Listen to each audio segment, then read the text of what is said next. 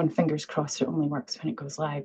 So it is a slightly changeable evening in Glasgow. We have blue skies, we've had some rain, but it's not doing too badly. We are now live on YouTube and it seems to be kind of waiting through, I believe. Let me double check. Yep, we're here, we're all live, we're across all the internet. Thank you all for joining us on what is scheduled against Doctor Who. So there's great sacrifices on behalf of at least three of the current members here. And thank everybody for joining us from all across the time zones in this lovely round world, which makes calculating things difficult for me personally.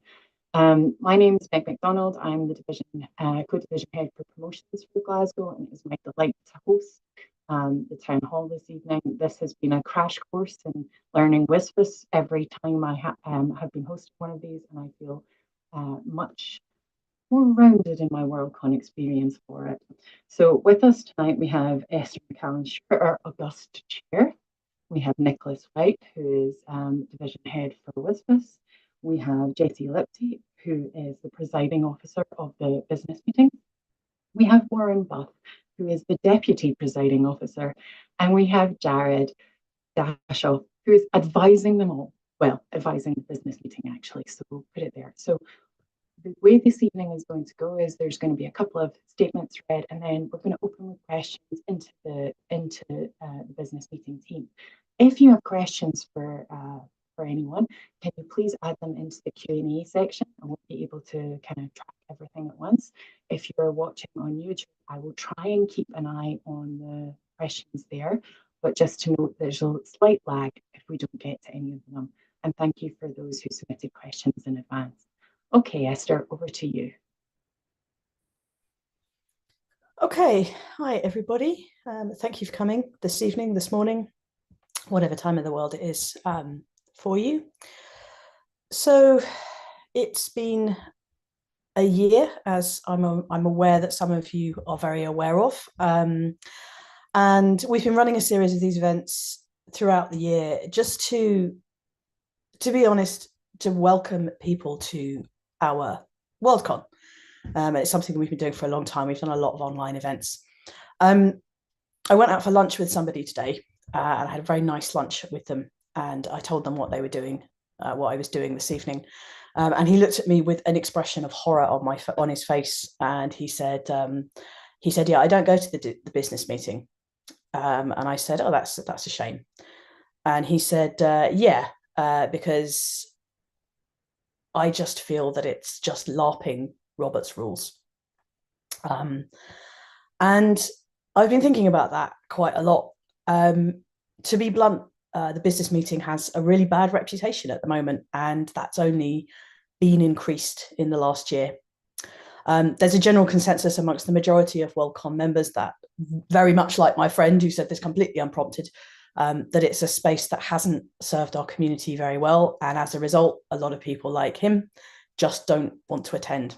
And we want to change that because that directly affects the ways in which Worldcon is regarded. And it's not an uncommon attitude, and it damages our integrity. And goodness knows we've seen enough damage to our integrity this year. So Glasgow 2024 we've striven right from the beginning to be a Worldcon for our futures, and we want to establish a place where people are welcomed and where they can work collectively towards a more inclusive and an open space. And I think that's actually at the heart of what the business meeting is supposed to be. It's supposed to be a place where we work together to make our Worldcon run in an effective way. I was really disappointed to see that the town hall was also approached with suspicion by some members of the community. And I think actually that speaks volumes for the ways in which the current expectations of the business meeting and the way it operates are actually seen, that that's a default. I was really saddened by that. But events like this town hall and the people that are here today really speak towards the redress that Glasgow 2024 wants to make towards some of the harm that has been done to Worldcon in the last year. And most especially kind of through some of the recent actions that have really damaged us. And this is an opportunity for me to, and for my business meeting team to welcome people, to encourage people, and also to implement our remit. We have this remit of inclusivity, of caring, and of imagination. And I think that does extend to the business meeting. It might not sound like it does, but I think it does. My WSFS divisional team and the business meeting team are composed of people who share this vision. And collectively, they have actively worked towards opening up the business meeting to new voices, to fresh voices, and also to demystifying things. So if you are new, and I was hearing the list of people earlier, and I was really glad to hear there were a load of names I didn't know. So that's brilliant. You know, be welcome, come in. I really hope you find this session useful. Please do ask questions. I hope this means that you can take part in the business meeting on an equal footing, and that you will know what to expect, and that you can use it as it is meant to be used to implement productive and useful change in the running of the Worldcons. So yeah, be welcome. And you know, we have quite lofty ideals, but I think they're very, very strong ones. So yeah, thank you very much, and thank you for coming. Thank you, Esther. So, Nicholas, I'm going to hand over to you now. Thanks, Meg. I've got two things to say. One of them is really to echo what Esther just said. People come to Worldcon to have a good time, and the business meeting hasn't always provided a good time for the people who come to it, and that has to change, and that's why we're hosting this discussion today. This discussion is happening because of my commitment, and Jesse's commitment, and Esther's commitment, and Glasgow's commitment to openness and transparency. We'd originally hoped that we'd be able to use a more open and participatory format for this year's business meeting, but unfortunately that became impossible due to last-minute changes to the rules made last year. We're not doing that. We're not going to announce sneaky changes to the rules at the last moment. As well as our commitment to transparency, we have a remit to be inclusive, caring, and imaginative in our actions. We're not going to propose constitutional amendments after telling people that we wouldn't, and we need to get rid of the disingenuous behaviour of the past in order to regain some of the trust that has been lost. Today is to allow people to understand the business meeting, to participate fully, to demystify some of the processes, and Jesse's colleagues will speak more to that now. But the second thing I just wanted to say is that, as we announced several months ago, we will be holding a consultative vote on the proposed new Hugo categories for Best Independent Short Film and Best Independent Feature Film at the end of next month, in the period between the end of Hugo voting and the opening of Worldcon. We're doing this because several people have suggested that such votes should be part of the WSFS decision-making system in future. And I understand that there will be a constitutional amendment proposing that this year. But the business meeting in Glasgow, and only the business meeting in Glasgow, will decide on its own whether or not to ratify the new categories, which were passed in Chengdu for the first time last year, along with a bunch of other constitutional amendments which we're not putting to a consultative vote. The consultative vote is just that. It will, of course, inform the Glasgow business meeting's debate, but it is not determinative. I just wanted to make that clear. So that's enough from me, although, of course, I'm happy to answer further questions about that, and this is probably the best moment to do that. But in the meantime, back to Meg and to Jesse. Thank you very much, Nicholas, and thanks for clarifying that part on the consultative vote. Jesse, would you please take the floor? Hi, everyone. I'm Jessie. I use they, them pronouns. I'll be the presiding officer for this year's business meeting. I previously served as the presiding officer for the WSFS business meeting at the 2019 Worldcon in Dublin. I've served as the deputy presiding officer a couple times, and on head table staff once or twice beyond that as well. I want to give folks a brief understanding of what I see my role as the presiding officer, and sort of my philosophy behind that. So first of all, I want to echo everything that Esther and Nicholas has said. The business meeting, while there are some folks who have found it fun in the past, largely is viewed with suspicion by most attendees. And to be completely blunt, the behavior of the business meeting is a large reason why. As the presiding officer, my job is to help folks accomplish the work that they want to accomplish. And that means both folks who have attended the business meeting for decades and folks who have never attended it before. In order to accomplish that, that requires transparency and integrity from the head table. And I know that our entire team has that. And it requires a commitment to doing the work to shepherd the business through the body, to make sure that folks understand what is going on, to make sure that voices are heard, and to make sure that people don't feel like the process is impeding the end result. The reality is that we have to have a process. We have a limited amount of time to accomplish our business in. And so we have to use a system to do that. The other reality is that by its very nature, any rule system is difficult to understand.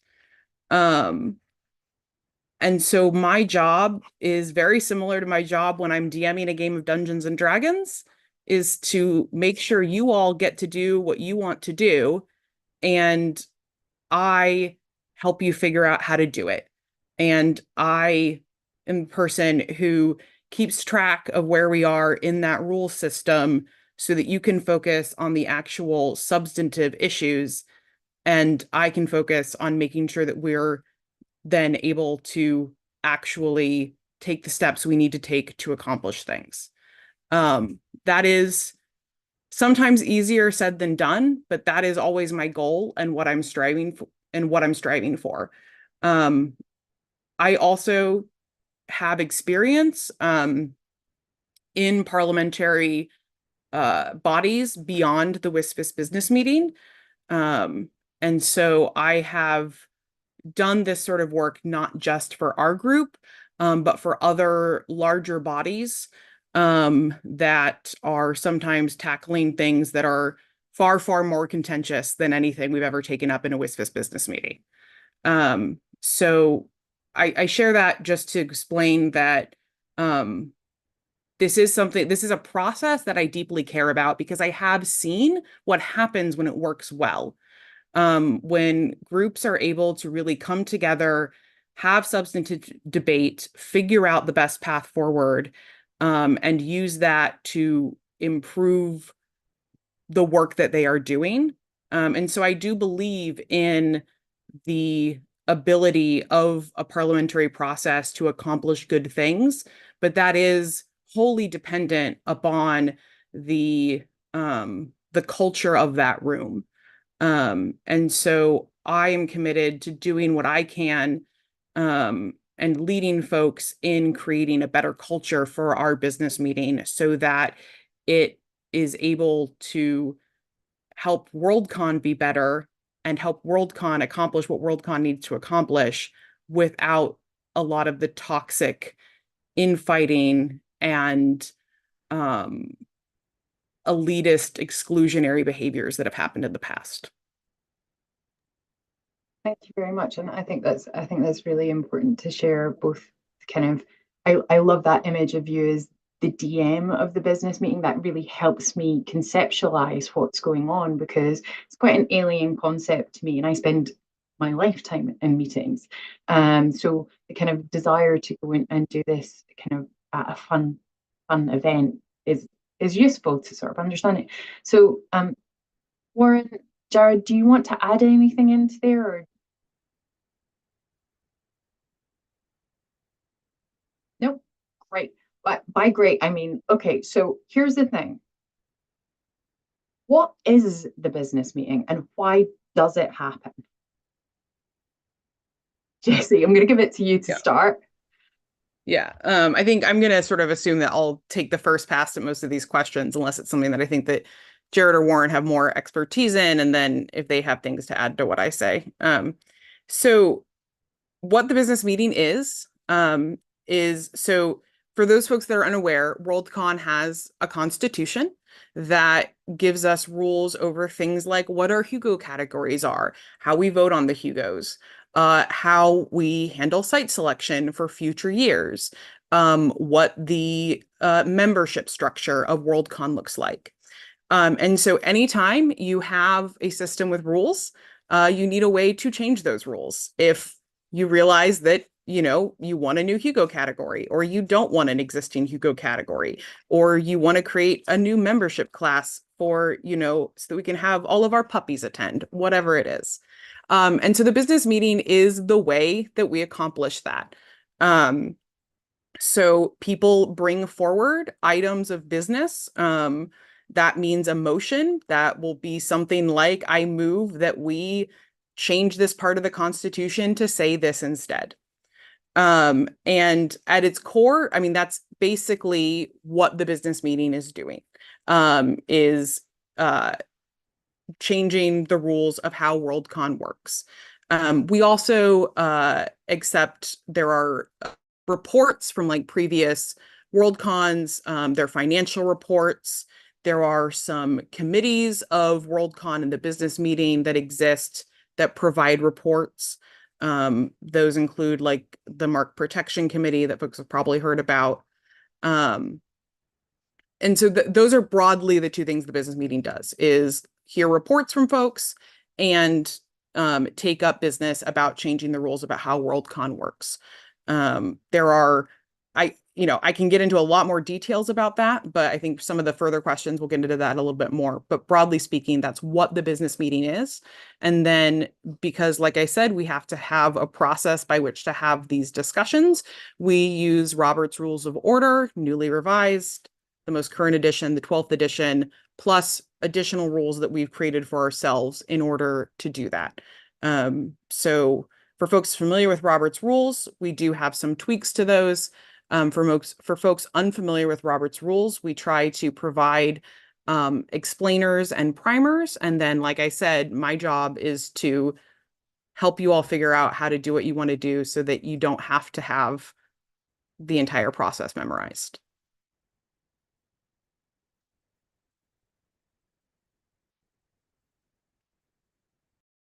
Think, Warren, you have your copy of Robert's Rules close at hand to kind of point to as a not insubstantial tool.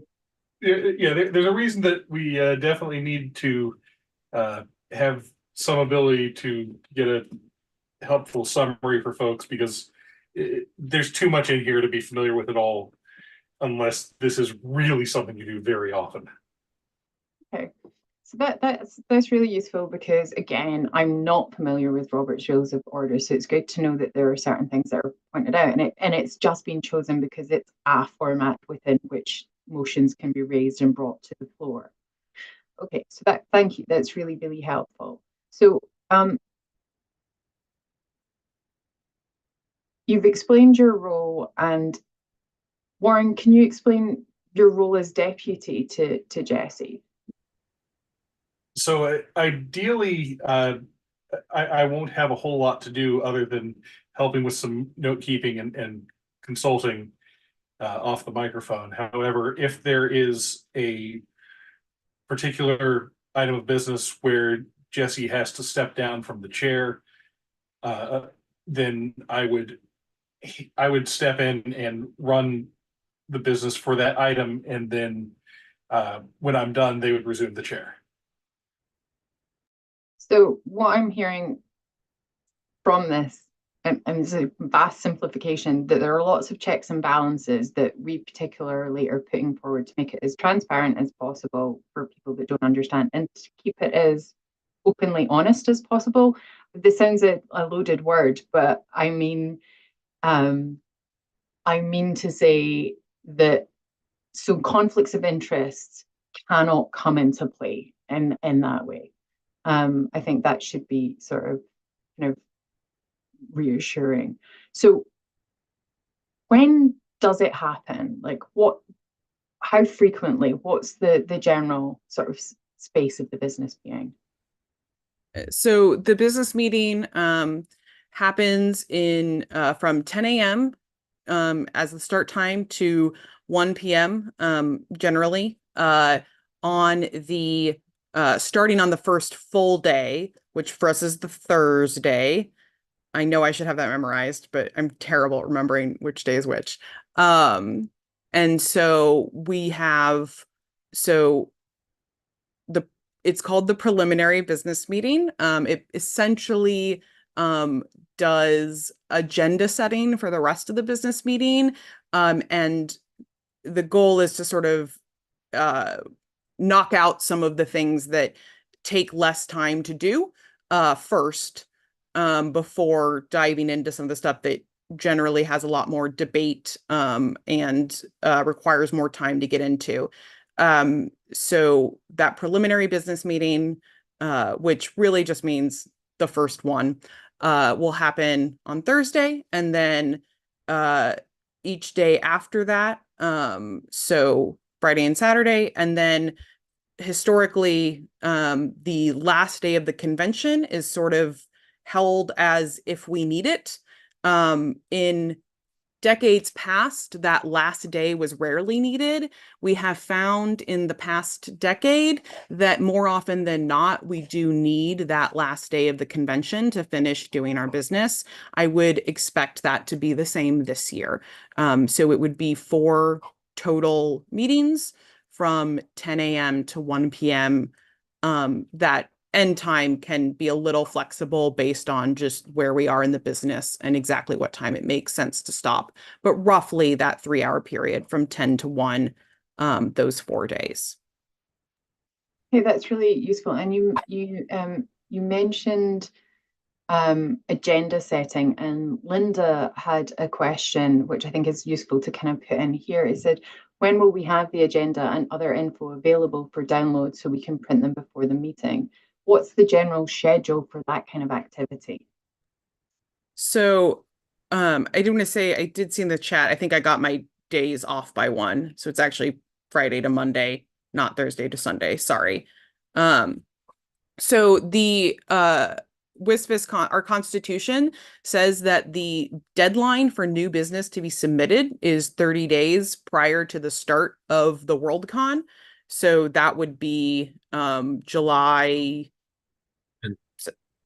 8th, 7th, whatever it is. The 31-day months throw off my math. And then we get 1 week after that to turn that into a document for you all. And so basically 3 weeks before the con is when the agenda is published online. We have copies of the new business section of the agenda that are printed and are available on site. The full agenda with all of the reports that I mentioned, that is only available in the PDF online, simply because it is so much paper. We are choosing, similar to how we've shifted to in recent years, we're choosing to not print that entire document, but just the section above of new business of items that are coming up. But 3 weeks before the con is when that will be published. And that is basically set for us by the rules. Okay, that's really great. And just in case anybody who's watching on YouTube wasn't able to know and pick up the information in the chat, the actual dates are the Friday to the Monday for the business meeting. The date 30 days before to be able to submit business is the 10th of July. So you have to submit that by the 10th of July. And there are only 54 days left until the convention starts. So, that's always to put that in here. And just for a point of note for people, the Marks Protection Committee will be scheduled as a panel at 2:30 on the Thursday. That's Thursday the 8th for the business meeting starting on the 9th, based on that information of August. So that might be a good place for people to go who have questions about the Marks Protection Committee. Dawn has very kindly given us that information, and then that will also be a suitable place, Jay, to answer your question about the issues in relation to the WorldCon and Go Award trademarks. That will be a suitable place to ask it there. There will be that opportunity at 2:30 on Thursday, the 8th of August at the Marks Protection Committee. So kind of cool. That's really useful. I've got an idea of when the agenda comes out and where it is. So the business meeting itself is going to be being held in the Village Hotel, which is across the water. No, Linda very carefully said she's close to the Mississippi. She's used to wide rivers. The Clyde is not a wide river. And it's not very, it's not very hard to cross. So there is a flat bridge and an easy walk. It's a gentle, a robust 5 to 8, a gentle 10 to 15, and a smooth 20 if you just want to stroll or need to take any extra time. But that's me being very generous because I'm a fast strider. So you can probably trim there. Yeah, very specifically, it is nowhere near as far away as the Gibson Hotel was for Ireland in Dublin. It is not that distance at all, and we're being very, very generous on those times. Nicholas actually made a video of walking over there that actually shows the route that he took, and that was with a group of people who were walking very deliberately slowly, and I believe it was 8 minutes to do that. So yes, it is a way away. Unfortunately, we couldn't find a room that was fit for purpose inside the building. We had a lot of discussions about this, and there were a lot of different reasons, and we kind of consulted on this. However, that's the building that we're using. It's a good room though, so we're pleased with the room itself. Unfortunately, it is in another building, but again, it is nowhere near as far away as the Gibson Hotel was previously, and it's completely flat. So there is one road at the end with a set of traffic lights that you need to cross. That's it. So there's also a Starbucks, so you can go out, so you can get your coffee there as well. Yeah, you can be suitably caffeinated, although I suspect it will be thrilling enough to not require it. So based on that, and so we now know why it happens, when it happens, how the agenda is put forward, and the date to submit motions. Farah has asked a question, and it's one I'd also really like to understand. How do I submit an motion? And can you explain the process for consideration at the meeting?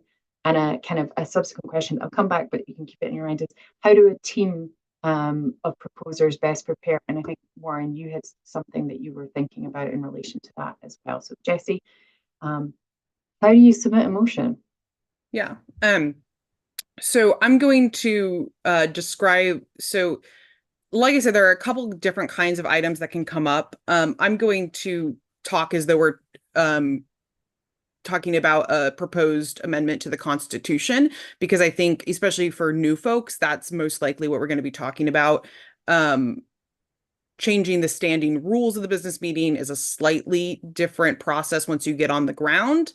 But if you haven't attended one before, you're probably not going to be wanting to change the rules yet, because of specifically the rules that affect the business meeting. So if you're proposing any sort of change, you can submit it to businessmeeting@glasgow2024.org. And like I said previously, the deadline is 30 days before the start of the convention. Any proposal that is submitted needs to be submitted by 2 people, a proposer and essentially a second person who's fulfilling the role of the second. I forgot that I can't hold my fingers up. Sorry. I'm on an Apple. That happens. It's just you're very enthusiastic about people Yeah. proposing things, and that's great. I learned about this literally 2 nights ago playing D&D, that I apparently have the power to make balloons happen. And it was not that kind of D&D game where balloons were appropriate for what was happening in the session. Anyways, so you need 2 proposers. For those folks familiar with Robert's Rules of Order, generally when somebody makes a motion, somebody else seconds it. That is essentially why we have 2 people proposing it. So they both need to be WISPIS members of Glasgow in order to submit that. When you submit it, along with your what you are proposing to change, And to be clear, if you're somebody who's not used to submitting business, we will work with you to make sure that it's formatted and phrased in a way that works well. In addition to the exact amendment that you're proposing, you'll include any what we call sort of your rationale of basically a brief explanation of why you're proposing this change, essentially. That is what gets published in the agenda. Then on the ground in Glasgow at the business meeting, what happens is that that first day where we have that preliminary business meeting, where we do that agenda setting, that's where we do things like decide what the amount of debate time allotted to each item will be. And there are motions that can be made at that time. For example, if folks, if a large portion, over 2/3 of the body, is concerned that there are issues with a proposal that just are going to make it difficult to even really properly discuss it. There are motions that could be made that I hate using the phrase kill because it sounds so aggressive, but that kill the motion. That's what it does. But generally speaking, so the reason I say that is because I want to be clear that when we talk about the agenda setting of the preliminary business meeting, that doesn't mean skip the preliminary business meeting. There is important stuff that happens there.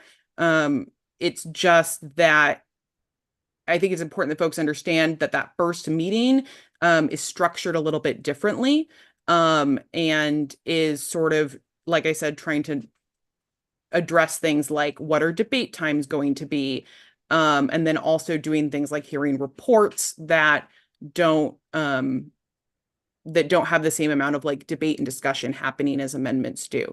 But in that preliminary business meeting, the important thing to understand is that for a constitutional amendment, the final yes/no vote can't happen at the preliminary business meeting. It has to happen at one of the subsequent ones. However, because of the way our process works, I want to reiterate, there can still be things that happen that say not refer, but like postpone the motion is postponed indefinitely. I'm trying not to get too far into the weeds and using all of the technical terminology. The problem is when I try to speak vaguely, I end up confusing myself. So there are motions that can be made, like postpone indefinitely, that would essentially remove that item from our agenda. That does, I want to be very clear, require a 2/3 vote by our rules. So that is only something that happens if a supermajority of the body agrees to it. There can be discussion and debate that happens on those constitutional amendments in that first day. Then like I said, a final yay or nay vote on the actual motion would happen on one of the subsequent days. We don't generally say we're going to take up this item at this time and then the next item at this time. We just sort of move through things in order. So what that means is that it's not terribly possible to say, oh, I'm going to only attend for this one item because I know it's coming up at 12:15. It's a double-edged sword. On the one hand, it would be nice to be able to say like, okay, this is the exact time we're going to take up each thing so that people could prioritize and only attend for what they care about. The flip side is that then if an item runs long, that gets complicated, but also if an item runs short, it means that we have time that we're not utilizing. And because we don't have a lot of it, that's a problem for us. So instead of setting everything at a firm time, we just sort of move through stuff in order. When your item comes up, there's debate and discussion. The maker of the motion always gets precedence for the first speech in favor. There can be amendments offered. Then those amendments are voted on. Once a constitutional amendment, if it's passed by the body, it then needs to be voted on again at the next WorldCon's business meeting. We call that ratification. And then that's when it goes into effect at the end of that year +1 So for something that was proposed to this year, it would be at the end of 2025 that it would go into effect if it was ratified. So the consultative vote that Nicholas mentioned, so those were constitutional amendments that were first proposed at last year's business meeting, passed, and then this year that ratification is happening. Okay, that's really helpful. So, and I think sort of referring to something that was in the chat, but also really referring to kind of what you were saying about a two-thirds majority needing to be there to exterminate. I am purely playing with the fact we're against Doctor Who right now, to exterminate that motion. So if you have something and you have skin in the game about a motion, you should really attend the preliminary business meeting. It's not something to skip because it's not one of the substantive. And thanks. I think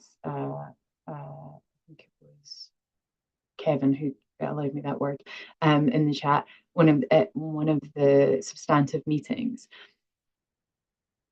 So, got to turn up. We can't give scheduling time exactly for it because of the fact that certain debates will take longer and less and sort of move through. But to go to you, Warren, just what is it? What is it about? How do teams of people put a motion together to bring it to the business meeting? Well, and that really depends on the people involved, right? There are ways people organize ranging from completely out in public on Facebook groups to semi-private mailing lists to literally calling each other on the phone and having a private conversation. We can't tell you there's a right or wrong way to come up with a proposal. I've seen some come out of committees of WSFS that were formed to consider something. So there are a lot of ways people can get together to propose something. I would suggest if you are thinking about making a proposal, see if anyone else is discussing it. Start talking to people who you think are interested in the issue, and not just the people who you agree with 100%, right? Because it's a big business meeting, and you're going to need to get a coalition together to pass something a lot of the time. So it's worth having conversations about particulars well in advance, so we're not trying to amend on the fly on the floor of the business meeting. It's happened before, and it's not really the best way to make a motion, but it's an option if it comes to that. I do, though, suggest you reach out to other people who are discussing the issue publicly or privately that you're aware of first, and see if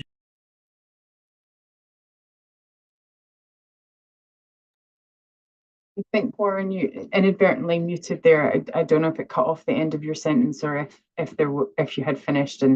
But I take, so basically organize yourself, reach out, unify, communicate. If you're passionate about something, turn up and kind of and have debate beforehand, so you know the motion you're making is robust across the community. Because obviously there are going to be a lot of people there and many people occupy different spaces. So we've kind of covered all of those kind of major parts.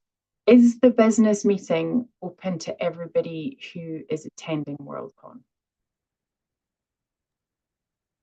Basically, yes. I mean, so if you are a WSFS member and have an attending membership, yes. So if we comp a special guest and they are not a WSFS member, then no, not them. But generally, yes, other than specific side cases. And also, I would imagine then day ticket members who don't have a WSFS membership as well wouldn't have that. I'm just trying to make sure so that people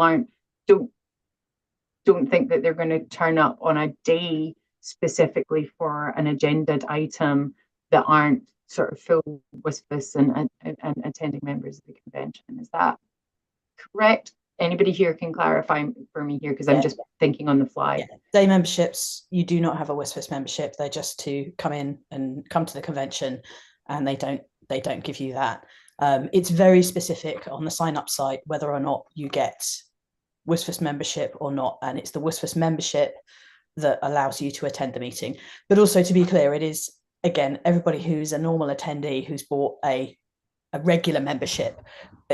The reason we call them memberships is because it is of the way the organization is set up. So you become a member by paying to attend, unless you are attending on the day or doing something else. So yeah. And I think, just to clarify then, that, and I'll go straight to next to you, Jared, that if you have a WSFS membership and you've just bought and you buy only for one day because you've been part of that would still, you would have a WSFS membership. You're eligible to attend. You've just got the train that day. One thing that I will say that we haven't actually explained is that we keep saying WSFS. That's the WSFS. So we pronounce it WSFS, but that is the acronym for it. It's just got a slightly strange way of saying it, just in case. So yeah. Yes, I will admit I did think it had a U in it when I first heard it. So in fact, 2 U's, but then, you know, I'm from the UK, so we put U's in everything. So Jared, over to you.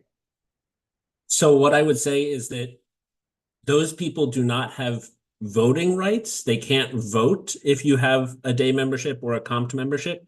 That does not preclude you from coming in, sitting in the back or sitting in the front and listening to debate and getting the sense of what's going on, especially for people who get day memberships because they're not sure what Worldcon's about and they are in the area and they want to test it out. If you're interested in the business meeting, that's a great way to just come in, listen. You don't have any real stake in the game. And then you can come back next year and have even more fun. Okay, so I love, and I mean this, I love that our house is so open and wide that people who love meetings find this fun. Just like there's Excel sort of competitions. This breaks my brain, and I do love it. I'm not joking about there, and I laugh because Jessie is an Excel extraordinaire. Is probably the best person. To clarify, Meg is specifically referring to me as one of those weirdos who participates in Microsoft Excel competitions. But you're not alone, and there are multiple other committee members who do it as well. So, and I can't get things to cascade away. I don't understand. Anyway, so we've covered the motions, the things on the floor, and everything else. So what else do you want to share about the business meeting? And thank everybody for who's putting in questions as well. I want to reiterate this conversation today is about the business meeting that will happen at Glasgow, the process of the business meeting, and we'll move on to just very quickly touching on the consultative vote in a little minute as well. But is there anything else? So if there's no questions in relation to that, we won't be covering them today. So anything else?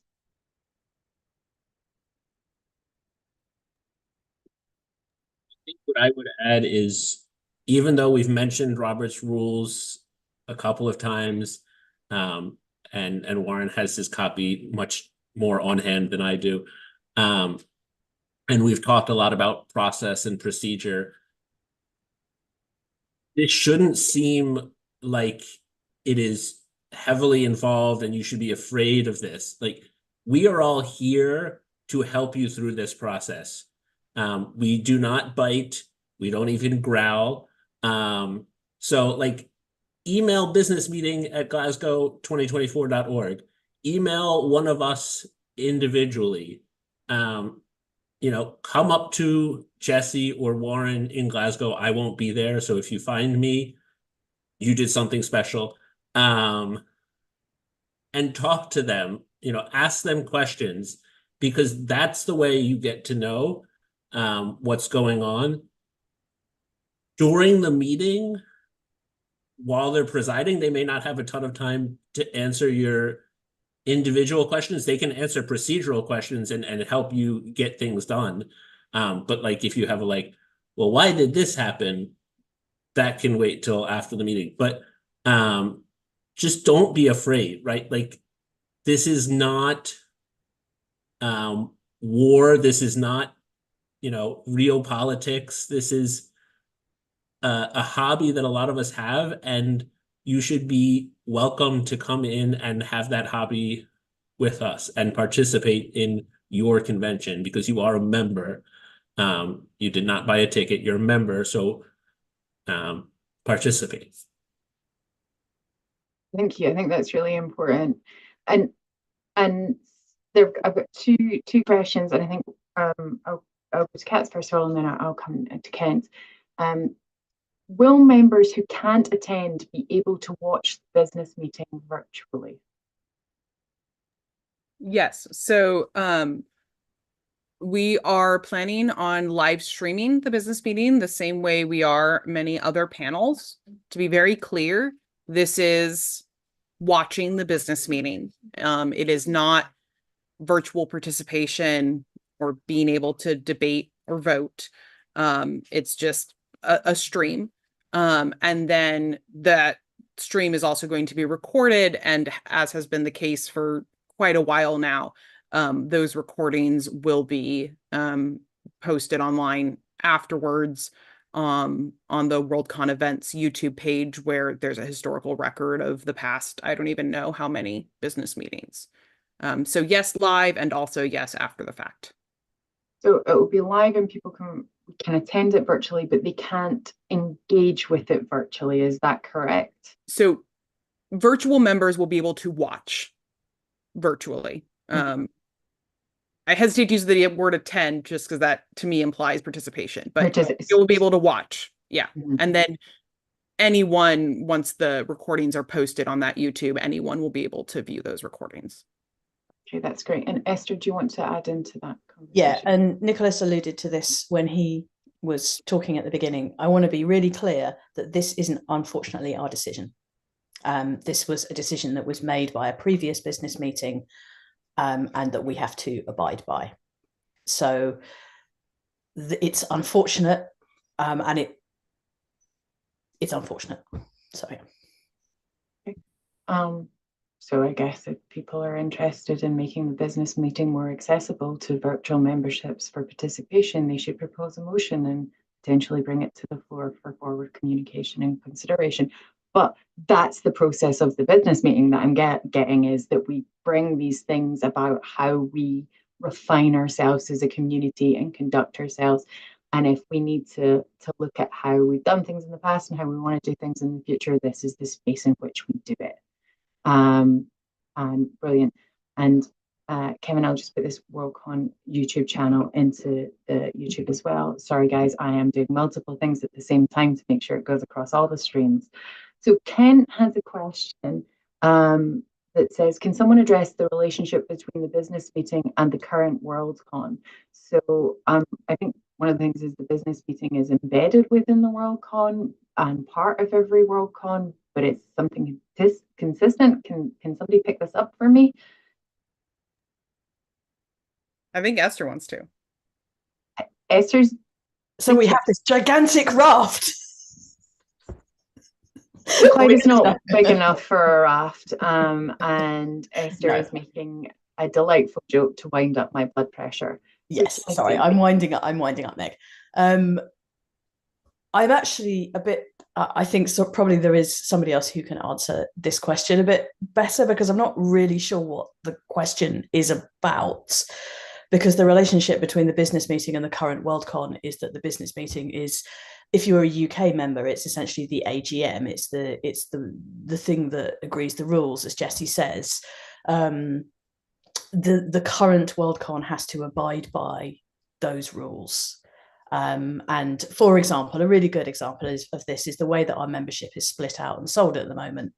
That is the direct result of business meeting decisions.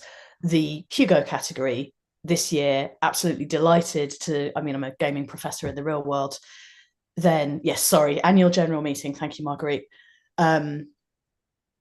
You know, I'm absolutely delighted this year that we have a Games and Interactive Works Hugo that was again proposed and you know, implemented by things that were put into the business meeting. I think, yes, I will pass this to other people because, as I say, I feel like there's a subtext to this question that I'm not understanding, other than that's what I see the relationship as in a purely functional way. So yeah. Okay, Jared's got his hand up. So I will add that the staff, Jesse, Warren, the other head table staff, are all appointed by the current Worldcon. So in that sense, you know, it is run by the current Worldcon, but it dictates rules for future Worldcons. And it's and so- informed by rules of by past Worldcons. Yes. Yes, it is. The rules we abide by were set at previous Worldcons. We, the business meeting, set rules for future Worldcons, but we are a part of this current Worldcon. Oh, I love And as it. Kent says, nothing can actually affect this current Worldcon unless Esther decides that she really wants to, I don't know, if we say Worldcons have to have red balloons starting in 2026, you know, and she decides we really want to have red balloons in Glasgow. 99 of them? 99? And 99. Jesse we're can gonna go make by. some balloons appear. Yeah. Just No, magic. we're being flippant, but actually I think in practice this isn't something that usually happens, and it would be a dereliction of my role as a chair to do things like that. So yeah, you know. I will, however, not being flippant, say that there are and have been occasions where, for example, a Hugo committee or a Hugo category being put forth in 1 year and it hasn't been ratified yet, the intermediate convention can use their authority to have a special category to test that out. So there have been cases where convention committees do things that are not required by the rules. And in this case, we're using the consultative vote to do Right. that. So the test that we are having is actually the consultative vote that was mentioned earlier to get a sense of the lay of the land. Again, it's not an abiding. It is a test. I believe that's correct, Nicholas and Jared. Yes, that is correct. There is not abiding, and we're not required to do it. But as Nicholas said, because it has been proposed in the past, I believe it's already actually come in to the business meeting this year as a proposal. So we're testing it out to see how it works, how people feel about it, to give ourselves that much more information going into debate about it at the business meeting. Okay, that's great. And to clarify, there won't be balloons. They're not sustainable. We are trying to run a good eco convention, and we don't believe in polluting the Clyde, just to clarify that in all fronts. Yeah. And also convention centres really hate you using helium balloons because they get into the lights. We already know that. So yeah, and we definitely won't be throwing any of them into the Clyde either, because it's a lovely river. It's very beautiful, very quiet, very still, very lovely. So anyway, let's roll on. Just to move on to the consultative vote, Nicholas, can you talk us through how we in Glasgow and yourself as head of WSFS is envisioning running the consultative vote? Sure, thanks, Meg. So first of all, there are no written rules for this at all at the moment. So I am using, I mean, in my previous life, I've been very much involved with real life elections, and I'm using the experience that I've seen from there, in particular from referendums in various countries. Referendums are a fairly frequent thing in a lot of European countries. They're not here in Belgium, where I live. We've had precisely one referendum in Belgian history, and in fact, they implemented the opposite of what the people voted for. So the local history isn't terribly encouraging. My plan is that we should have the consultative vote in the time period between the close of Hugo voting, which is on the 20th of July, 55 years to the second after Neil Armstrong and Buzz Aldrin first landed on the moon in 1969. So we'll open the consultative vote, but sometime very shortly after that, and close it sometime shortly before the Worldcon. There's 2.5 weeks in there. At the moment, I'm inclining to a 10-day window. I don't think this is something that people need to deliberate on for very long. At the same time, people need long enough to make up their minds. I will be inviting both the proposers and the opponents of the proposed change to make short statements, which will be published along with the vote. And we're looking, and I think we're quite close to finding a software solution within the existing framework, where it will simply be an extension of the current Hugo voting framework, except that there will only be a yes/no choice on the proposal rather than the 140 options that you currently have if you're voting the Hugos today. I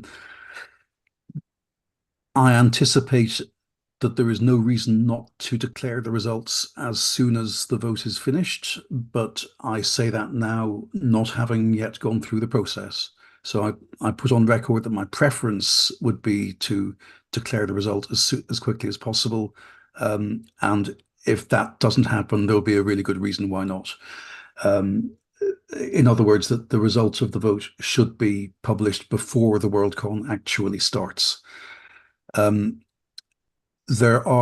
proposal that's been put to the business meeting this year is significantly different from the procedure that I've just outlined. And, the people proposing it have their reasons for doing that, and I have my reasons for doing it the way that we're doing it this year. And I think based on the lessons that we learn at the end of July, start of August, we'll see what is the best way forward. I don't exclude that we come out of it thinking this is a really stupid idea and we should never do it again. But if I thought it was a really stupid idea in the first place, we wouldn't be doing it in the first place.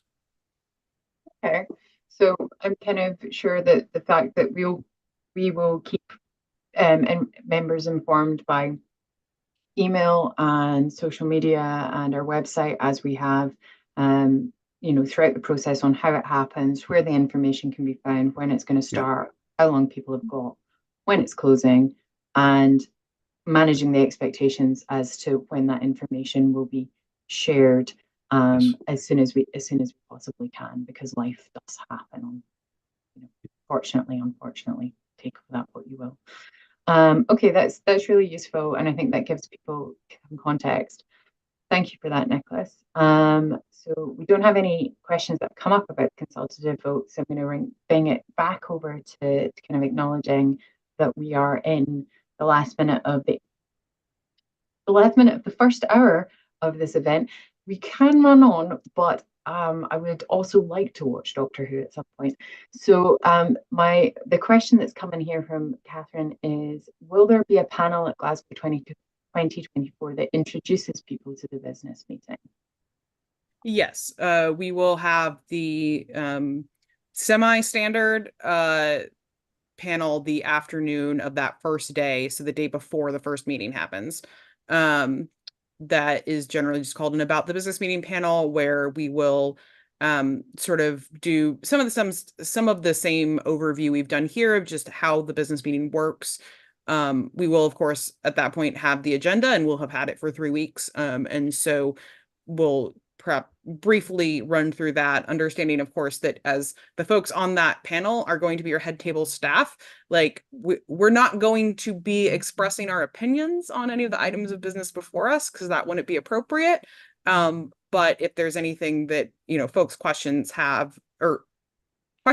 have rather, about some of the stuff before us, we can answer those, and then just answer any other questions that folks have. Generally, the content of that About the Business Meeting panel is largely determined by who attends and what questions they have. So it's sort of up to y'all of what that'll be. No, that's really good. So actually Thursday can be a very understanding Worldcon, understanding the business meeting heavy day with the march protection at 2:30 and the panel as well. So it gives us lots of time for people to kind of really grasp everything that they need to know going into it. Can I ask a question that's just kind of come up to me? Are we allowed to bring popcorn? That is a question for facilities and what specific contracts we have in place regarding outside food and beverage. I think we should definitely check. We should check with our facilities team for that one. I know that the Starbucks that's near the business meeting does actually sell a range of popcorn, but it's in bags and it's quite small. Yeah. So, but I would encourage you to eat it in the Starbucks. Yeah, I would also generally say, regardless of what food does or doesn't happen, my preference as somebody who does not get to choose whether or not I'm in that room is, even if we are allowed to have food, I would prefer it to not be food that has aggressively notable smells, since I'm going to have to be there even if y'all stink it up. So I think it's why my joking part is aside is hydrate and take your snacks in advance. It can be a long day, particularly if you want to stay in for the full amount for the business meeting, and it can be a fun experience. Jared is mentioning that people might want to do bingo cards. So is there any lasting comments that anybody on our panel tonight wants to make? And if not, I'll just remind people of a few dates and times in the future. I've said it several times, but I'll say it again. New business meeting deadline is 30 days before. That's July 10th. And then the agenda will be posted a week after that. And then 10 a.m. to 1 p.m. Friday, Saturday, Sunday, Monday. I got the days correct this time of con. And yeah. Brilliant. So thank you everybody for coming and joining with us. Thank you for helping me learn absolutely more about it.